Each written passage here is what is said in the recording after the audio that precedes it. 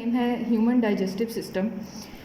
Energy from food, जब आप खाना खाते हैं तो ऐसा नहीं होता कि आपका खाना खाते ही आपका जो खाने के पार्टिकल्स हैं वो आपकी ब्लड स्ट्रीम में एंटर कर जाएं और आपको उससे एनर्जी मिल जाए।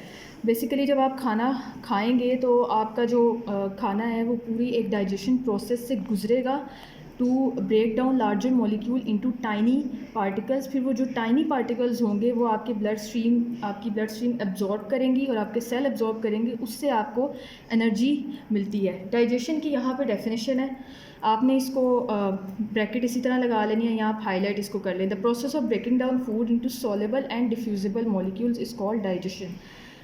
उसके बाद जब आपने खाना आप खाते हैं तो आप खाने को दांतों के थ्रू चबाते हैं और उसको फिर निगलते हैं, ठीक है।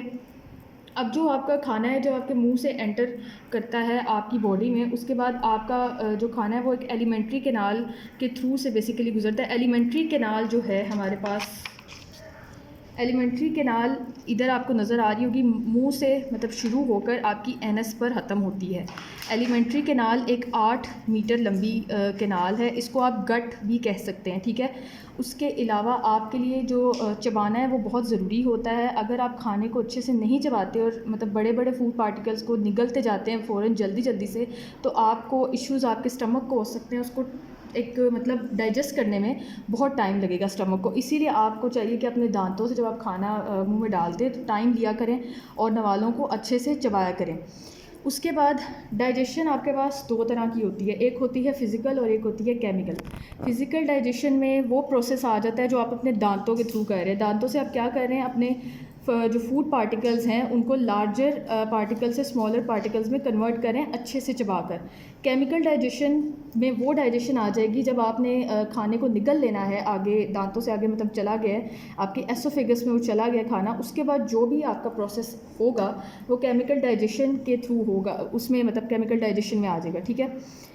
उसके बाद आपके पास यहाँ पे एक डायग्राम बनी हुई है दांतों की।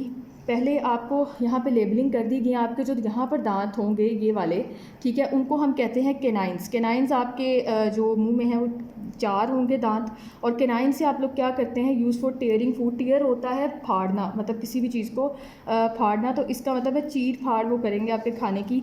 उसके बाद आपके पास आ जाते हैं यहाँ पर, ये लेबलिंग है आपको, इंसीजर। इंसीजर होंगे number of teeth 8।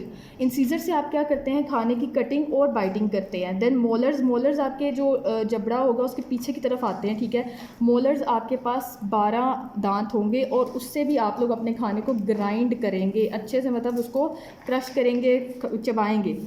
Pre molars भी 8 होंगे और उससे भी आप लोग खाने को फिर आगे क्या करेंगे, क्रशिंग करेंगे। मतलब आप लोगों ने इन सारे दांतों को आप अच्छे से यूज़ किया, खाने को अच्छे से चबाया, फिर आपने खाने को स्वेलो करना है, अंदर लेकर जाना है, निगलना है।